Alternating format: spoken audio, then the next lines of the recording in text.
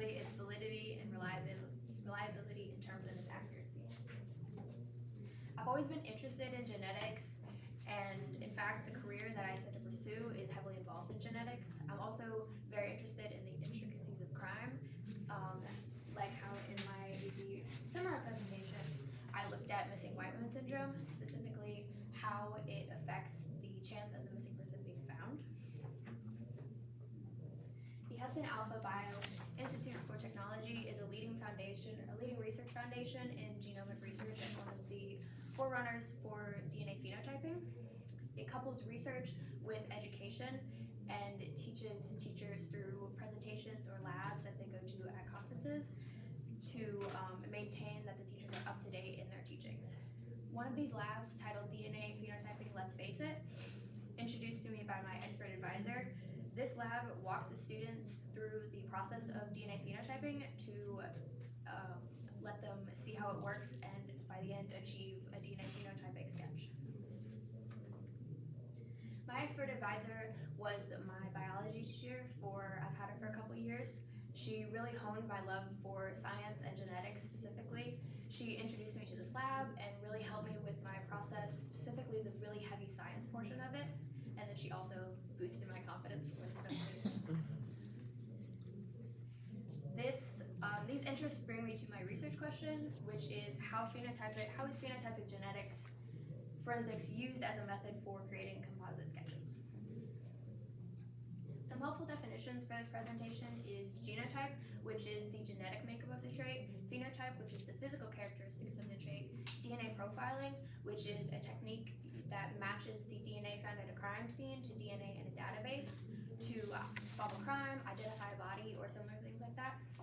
Genetic sequencing maps the makeup of DNA for DNA profiling. DNA phenotyping has many uses within the criminal justice system, solving not only recent cases like this one in 2016, but also cold cases where the DNA was stored, like this one in 1986. Another example of FDP's use in the criminal justice system is by identifying found remains and also age progressions, which can show what a missing person might look like years after their disappearance. The first case of DNA evidence being used in forensics was in 1986, which was fingerprinting. CODIS, which is the Combined DNA Index System, which is the database that DNA is compared to, became operational in 1998. DNA phenotyping began in 1999 in Europe and has since spread to the US since then. Some well-known cases that use DNA profiling are the O.J. Simpson trial, the identifications of the Green River Killer, the Golden State Killer, and the recent 2022 University of Idaho murders. In order to understand this presentation, it's helpful to understand how DNA phenotyping works. Forensic DNA phenotyping uses DNA evidence found or collected at a crime scene and creates a generated sketch based off of the DNA of what the person might look like. This can be used in things like a police lineup or alerting the public or basically anything that is similar to a witness sketch. The scientific aspect of FDP looks at the genetic sequence, which human to human is 99% the same, but within the 1% difference are 4 to 5 million sites where variation can occur. This variation, which is single nucleotide polymorphisms or SNPs, are areas where genetic variation occur. This can be examined by analysts to determine which physical trait the person might have. With this prediction, the next step becomes case specific. Police might run this composite through a database like CODIS. They might construct a lineup using the composite, or they can alert their community or tell them or ask them if they recognize this person. With new technology comes a whole slew of new rules and regulations that must be developed. To do this, FDP must be tested to ensure its usability and reliability. Because FDP originated in Europe, many of the research has been done abroad. For example, these two papers looked within Europe as a whole. This paper looked in Hungary, and this paper looked in Germany. The most important aspect looked at within the literature of the field is FTP's accuracy. These two studies broke down the characteristics that FTP looks at, such as eye color, hair color, or skin color, and created a accuracy range based off of the comparison between the sketch and the actual picture of the person. With this information, I was able to identify the gap where my research would sit. I would look in the US, and instead of just looking at FTP's accuracy, I would compare it to something else, and the most similar thing was witness sketches, so that's what I used. By comparing the phenotype sketch to the witness sketch, I'd hope this would show not only a new level of accuracy, a new way of understanding the accuracy in comparison to the witness sketch, but it would also set up a different way that the accuracy was determined, which brings me into the way I collected my data. The most important source for my presentation and my research as a whole is Parabon Nanolabs. This website provides many services related to DNA analysis, one of the most important being snapshot phenotyping predictions. This service is offered to law enforcement and other agencies.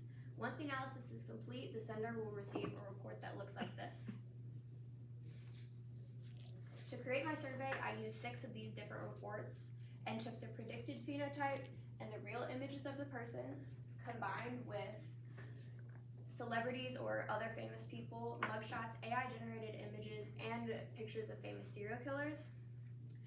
I found pictures that I felt looked most like the image of the real person, and I put these into a multiple choice test with 12 questions, 6 of which being the witness sketch and 6 being the phenotype. Participants were to attempt to choose which photo they felt best matched the composite. Initially, I believe that FTP will be very accurate, but comparatively will not be very accurate, but FTP will be more accurate than witness sketches will be. Overall, I believe FTP will show its potential as a useful and accurate method of creating composite sketches. With 218 responses, this is what my data looked like. First, I looked at all the data as a whole and found that the overall accuracy of both of the methods was very low, with the highest number of questions someone got correct was 7 out of 12. The mean value of correct questions was 3, with 60 people getting 3 right and 61 getting 2 right. If this were graded like a test you would take in school, 58%, or the highest score someone got would have been a 58, and the average value would be in a 25, both of which are failing scores. Moving on to my comparative data analysis, in blue is the witness-based portion of the test with the first 6 questions, and in tan is the last 6 questions with the phenotype portion. Surprisingly, the witness-based had a significantly higher accuracy.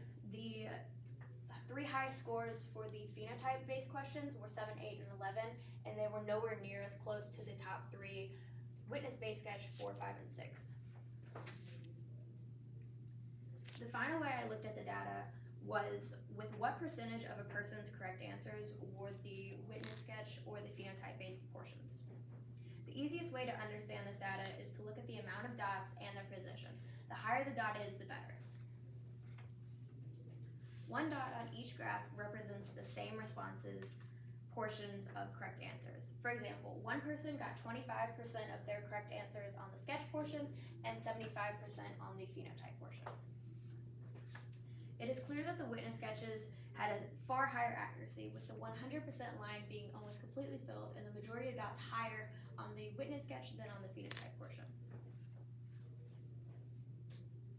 Unfortunately, due to the fact that this method of forensics is so new, little research has been done, and what has been done is very limited and non-expansive. This also contributes to the amount of resources I had to conduct my survey. Future research that can be conducted as a result of the things learned from my research could be expanding my topic to see what bias could be present in identifying a suspect using FTP. A researcher could also compare different things than I did, so instead of using witness type, they could, witness sketches, they could compare phenotype versus genotype. Many, if not all, DNA phenotyping services use an algorithm which, if not managed properly, could allow bias to seep in. this, coupled with the inaccuracies shown in my research, are reasons why many countries like Belgium, the Netherlands, and Switzerland don't allow DNA phenotyping to be used as evidence in a trial. And the countries that do allow it, for example, Germany and the UK, all have heavy regulations for what is and isn't admissible in court.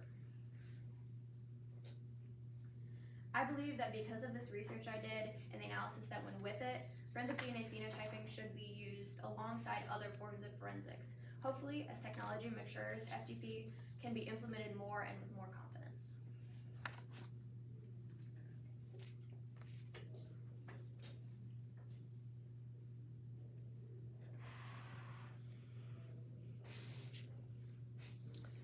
Great job. Interesting. A lot of concepts to kind of reconcile ourselves with as we go through this. But my question is, what did the choices you made when designing or implementing your research method impact your research process? So I personally feel like my survey or my test was very simple. There wasn't much complexity to it. It was just one question repeated over and over again with different pictures. And so this really shortened, I guess, my analysis. I was able to get a lot out of it, but there wasn't very many ways to go about it, if that makes sense. Mm-hmm. So if I would do this again, I would definitely try to incorporate different questions so I can get a more variety out of it. Okay, thank you. Addie's super fascinating. I learned a lot this morning, and so thank you for sharing all that. I love your connections to the real world, so great job, great job. My question for you is, how does your new understanding address a gap in the scholarly conversation?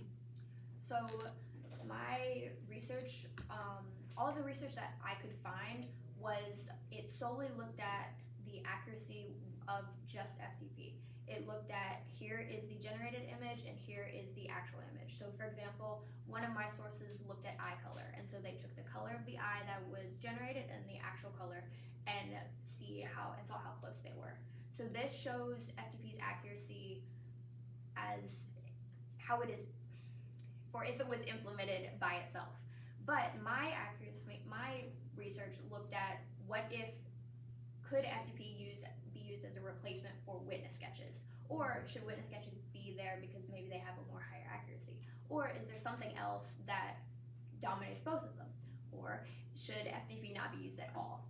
And so that's where my gap was. Thank you. Hi, Addie. You referenced at the beginning a career interest. I'm just curious, what is your career interest? I want to be a biomedical scientist. Awesome. And do all that stuff. Yeah, that's cool. This is super interesting. There's definitely a rise of true crime podcast, docuseries, all those things. So I engage in those. So that was this was interesting for me.